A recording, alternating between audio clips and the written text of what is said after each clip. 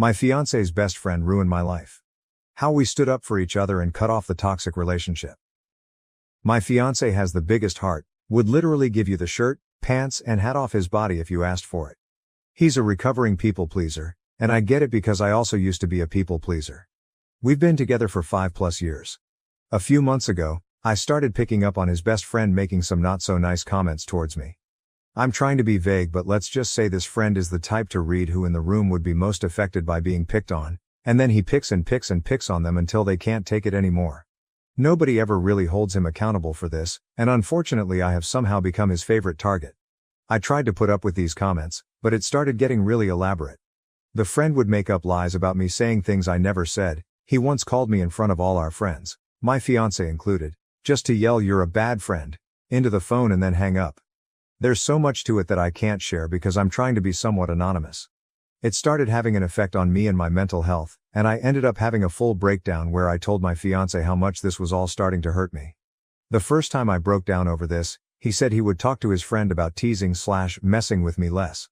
He then told me his friend was sorry and that he'd be keeping an ear out for any other comments, and he'd jump to my defense if it happened again. A few weeks later I had a second breakdown over all this. The situation itself is hitting a very specific childhood trauma trigger for me, and he admitted that his friend didn't actually apologize. He actually said he was sorry I was too sensitive to understand his humor. At that point I told my fiancé my friendship with this person is over and I want zero contact from here on out, even if it means I have to miss out on events and parties that I'd otherwise love to go to. He agreed with me that all of this is being done with the intention to get a rise out of me, and that even if we tried to get through to this friend, he's so diabolical that we could never fully trust him to not treat me at least a little bit shitty. My fiancé kept asking if this meant he had to quit the project they're working on. I told him I would never tell him he had to because I know how much it means to him, but in all honesty, the fact that this person is treating me so poorly that I'm having physical stress reactions isn't enough for him to want to cut this person off does hurt a lot. The fact that it isn't a deal breaker for him is probably always going to sting a little. He's not confrontational at all, and I always knew that, but it's not about confrontation. It's about standing in my corner. And I can't spend the rest of my life with someone who isn't in my corner. This friend is getting married to my best friend in a few months and we're both supposed to be in the wedding, but I really have no clue how. I get a literal knot in my stomach anytime his name is even mentioned now. I have seen this friend one time since all of this came to a head, and he was so over the top nice to me that it came off as cocky. I had the second breakdown a few days afterwards because I realized I'm possibly going to spend the rest of my life on edge and on guard anytime this person is even somewhat in my vicinity, even if they aren't actively fucking with me. I don't know how to come to terms with the fact that my fiancé was willing to lie to me on his shitty friend's behalf, but he's not willing to stand in my corner against him. I think it'll always hurt.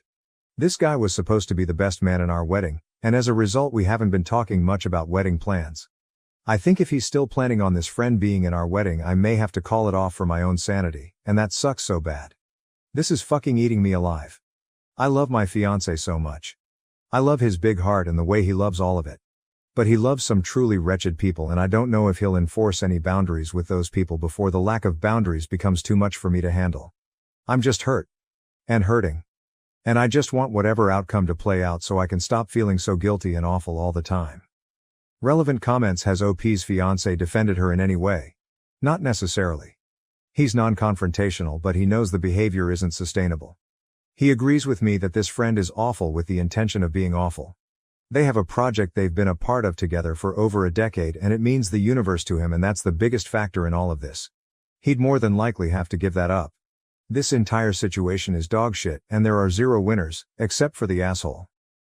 What does her best friend say about this behavior? I have my own feelings towards what she's going through. I think she's being love-bombed and gaslit, and I've seen some proof of it with my own eyes. She was there for the bad friend comment and kind of defended him.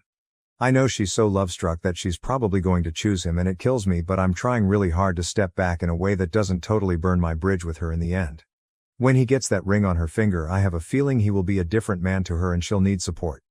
I'll be there when she needs me. When told she should walk away. Don't think I'm ready to make my peace with this comment quite yet, but I hear it and I'm trying. Right before I met my fiancé, I had just cut out a vast majority of people, including one of my closest friends and a blood relative, for making me feel the same shitty small way my fiancé's friend makes me feel. It's so much harder to burn those rotten bridges when they're not yours to burn. That's a lot easier to say when you have no stakes in this, my guy. I'm in love with my partner, And I know that this is eating him up just as much as it is me. Trust me when I say he holds himself accountable for his role in this, and we've had many in-depth conversations about how his friend will forever be this way so long as everybody in his life enables him to be. It's hard to cut someone off even when they deserve it. I'm trying to show my fiancé as much grace as I can because I know how hard it is to give up on someone you always hoped would grow out of their awful behavior. Asked if there's any unresolved conflicts. No, my friend and I haven't ever really had any conflict. Me and her were hanging at my place while our partners got ready to head to hers, and they ding-dong ditched us twice. I heard the door a third time and ignored it because I assumed it was them again, and then the asshole called me, speakerphone from my friend's phone, and told me it was a mutual friend that lived in the building and was looking for them for support. I tried to jokingly call them out for ding-dong ditching, but that was when he yelled, "You're a bad friend," into the phone and hung up.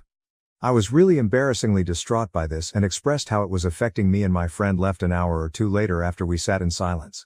I found out later from my fiancé that all our mutual friends, including him, were in the car and heard that conversation.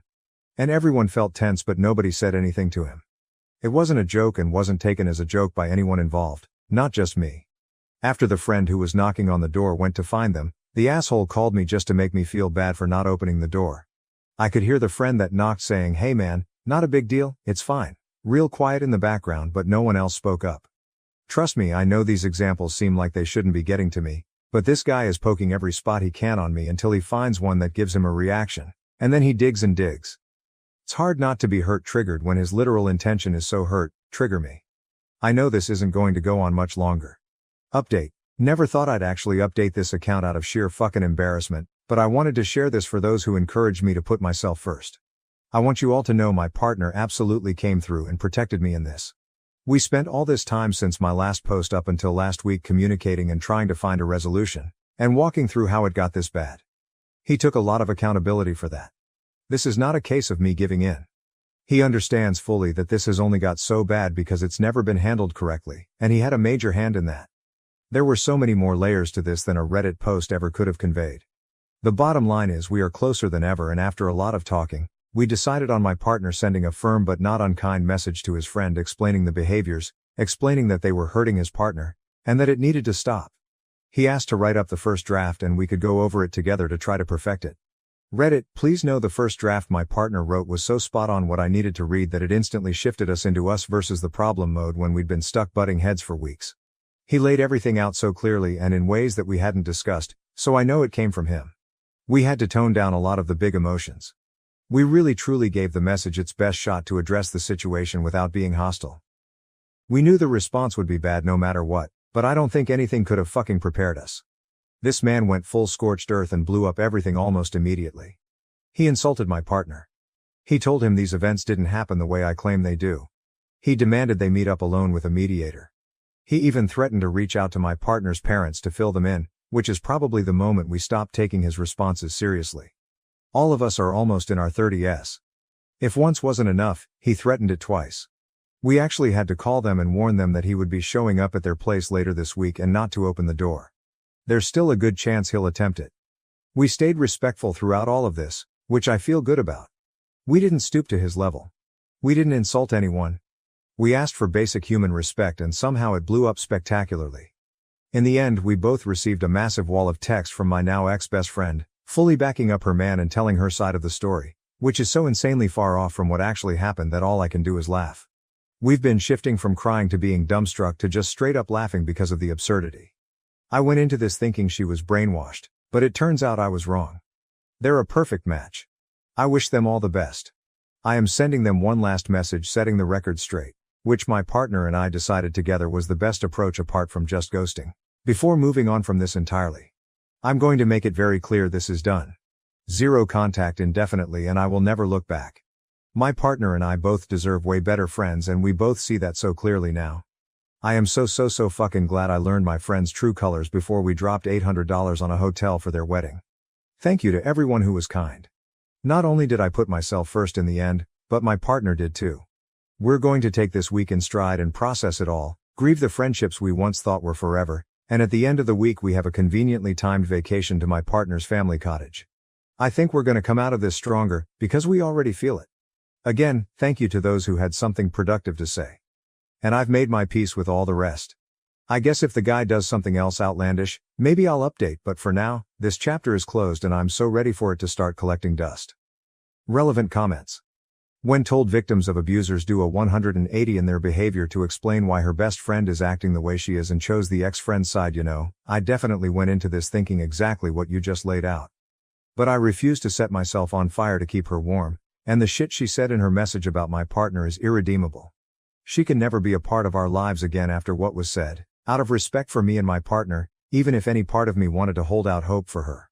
I hope this is a wake-up call for her, but it won't be me on the other line. Appreciate you and your kind words, friend. This has been hell, but I think we're both just glad to have an outcome.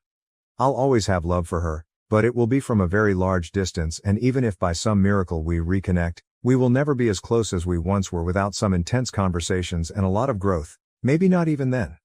I don't see that being the case for a very long time. I've made my peace with that. How is the fiancé handling the business with the ex-friend as well as he can? He stepped down. He is going to find another project eventually, I know it. This has been so impossibly hard on both of us, but I know it's hitting him a bit more than me right now, and I'm making sure to prioritize him and remind him he can feel that pain and mourn what was, and it's not an insult to me at all if that makes sense. I know what this meant to him. He did give it up. I'm so sad he had to, but I'm grateful to him for putting his foot down. He's going to be okay, just needs some time to grieve and process. Now to the next story, story 2. DNA confirmed I have an 18-year-old daughter living in the US. I don't know where to start, how to tell my family, or how to meet her. And yeah, I feel just as you would imagine. But it gets worse. She lives in the US, I'm in Europe. I don't know how to do this and really need advice. So what happened is that months ago I got a call from a US number. Didn't answer since I don't know anyone there. Then again the same day, so I answered ready to yell at some scammer. A girl on the other side introduces herself and just says that she thinks I might be her father. That was the first thing she said. Hi, my name is Jane and I think you might be my father. Fake name. Obviously I told her I don't have any children and that she has the wrong number. But then she drops a name I haven't heard in, you guessed it, 18 years. Back around that time I was in the US for a year on a job exchange with our sister company. Met a woman there and we hooked up for maybe a few months. I remember buying condoms after meeting her, but I can't remember if we used them every time. Anyway, I gave her my non-US number but never heard from her again. The girl on the phone asks me if my name is OP and I freak and almost hang up on her. She tells me more about her mother and I just sit there like an idiot. She'd found my name and number in her mother's diary, and now as she turned 18 she wanted to contact me. She lives with her relatives now since her mother is unable to take care of herself for some reason. I still don't know the details there. She asked me if I'd be willing to do an ancestry DNA test and even offered to pay for it. She ends by saying I should think about it and ask if she can call me again. I just say sure and we hang up. I swear I was about to faint right there and then. The whole conversation lasted only like 5 minutes. I end up taking the test and we talk a few more times. The test took forever, but yesterday she sent me a screenshot of her profile matching 50% of mine. I mean, that's just it, right? We haven't spoken since. Just messaged some. I lied and told her I've been busy and we'll talk later, which now makes me feel like an ass. Up until this point I've kept it together, holding on to the thought that I'm probably not the dad, but now I can't deny it. It's probably been half my life since I last cried. I haven't told anyone this. I was kinda hoping the DNA test would come back negative and then I wouldn't have to. How to even break this to my family? I just know they'll all want her number so they can call her and then they would start flying over to see her or bringing her here. They're really pushy like that. My mom is going to freak out. I don't see my family more than a few times a year, but we'll all get together during Easter. Should I do it then with all of them at once or one at a time? I have a picture of Jane, but not much more info than what I've written here. I'm the youngest sibling and now I suddenly have the oldest of the cousins in the next generation. And I never wanted kids at all. I just don't like them and hate being tied up. Even had a vasectomy since then. And that's the easy part. The real problem is what to say to Jane. Can some sane person give an example of what to say? I've promised to call her tomorrow. Has anyone discovered they have an unknown child? If so, what did you do? How did it go? How did you connect? What happened when you met for the first time? What did your family say? I'm a bit embarrassed by this, but is there any risk of me having to pay child support retroactively? I can probably afford it, but I don't really want to. TLDR. Got contacted by a young girl claiming to be my daughter, DNA later confirmed. Need help on how to proceed and what to say to her and my family. Edit. I apologize for the abomination of the text above. I blame the alcohol. Some seem to have the impression that I and/or my family are wealthy. This is not so. I wrote in a comment that knowing my family, they would probably rent a private jet and fly her here. That was a joke commenting on what they would want to do, not what they would do. No, I'm not wealthy either. In the post I wrote, I can probably afford it but I don't really want to. And I meant that I'd hate to suddenly have something like 10% of my savings left overnight, just guessing here, no idea what the actual sum would have been. I'm sure anyone here would consider that factor. Anyway, someone said the limit is 3 years back. I didn't know that. I can be an asshole sometimes, but I'm not some monster. The money question was a question, not the question. Yes, I have had my number for a long time. Never had a reason to change it. We had our first video call today, and it was a long conversation. I had a list of things to bring up, mostly from suggestions here, so I'm ever thankful for that. Most of it was quite personal for both of us, so I won't write it here. But it boils down to that we both want to continue to stay in touch and get to know each other. We also want to meet at some point, even if we don't know when yet. Her family knows of me and they will join a call in the future so I can speak to them as well. I will hold off on telling my family for a while, but I will probably tell them one at a time. Update. Hello all. A while back I made a post asking for advice. Back then I had just had it confirmed by DNA that I had a daughter I never knew about. I called her Jane in the other post, so I will be here too. Jane is the result of me hooking up with a woman while I was in the US working. It was really interesting to read about others' experiences in the comments and DMs. It's crazy what DNA tests have done in recent times. Some wrote that Jane is probably just a kid looking for her roots, and you were absolutely right. I've been getting a steady stream of DMs since my last post. Most have been nice, just asking for an update. Then there were the absolute nutcases who can't read and told me to drown myself. Hi to you too. Jane and I continued to talk after my last post. Mostly about her life, her mother, the family trees, etc. I never thought I would connect with her like I did. She's a very intelligent and mature young woman. My family knows now, and it went better than expected. Mom and sister still went a bit apeshit, but Dad knocked them out with a large club he always carries with him. To the nutcases, no, that last bit didn't actually happen. Funny thing, my brother-in-law actually distracted Mom by reminding her that she has made sweaters for all the other grandkids, but now she's way behind on one. All of them understandably wanted to call her, but my daughter, yes, it's pretty cool to be able to say that. And I had already planned to have that call the following day. And it went really well. We made introductions, explained everything that had happened, and that we planned for me to meet her by myself before anything. And guess what? We did meet. I flew over for a 10-day stay since I'm on leave and she's working during the summer. That way we could hang out in the evenings and weekends and I could go full tourist during the day. It was surreal from the start. I landed at the very same airport I left from almost 2 decades ago, and she was there to meet me together with her aunt. I can't describe with words what it was like to hug her for the first time. I'd seen her many times in video calls, but she was just so beautiful I started crying. I met so many people in the first couple of days I can't remember the names of half of them. I gave her the sweater from my mother, a hand-drawn family tree from my niece, and a gift I made myself, but I won't tell what that one was. While I, still, don't agree with the Georgia weather, I had a blast during the days just walking around town. I went to Jane's workplace almost every day and pretended to be a regular customer. We had lunch and dinners either alone, or with the rest of her mother's side of the family. All of them were so nice and welcoming to me. I visited their house every day, but chose to stay at a hotel since I didn't want to be a bother or impose myself too hard on Jane's life. Obviously Jane and I talked a lot. About anything and everything, but mostly about her upbringing and her mother. I mentioned in the previous post that her mother wasn't able to care for Jane. I didn't press that subject much at first, but it was unavoidable after a while. I won't get into all the details, but her mother is sick and has lost some cognitive functions. She recognizes Jane and some family members well enough, others not so much. We went to visit the facility where she lives and Jane introduced me by name, and not as her father. She sadly didn't recognize me, so I stayed in the background for the remainder of our stay. Seeing a woman not much older than myself in such a state was a somber experience. So yeah, that was me rambling a bit about what happened after my last post. There was obviously a lot more, but most of it is deeply personal and emotional and I won't go through it here. I'm back home and we are keeping communications open. I'm definitely gonna fly Jane over here at some point when life allows it, but other than that, We have no specific plans for the future.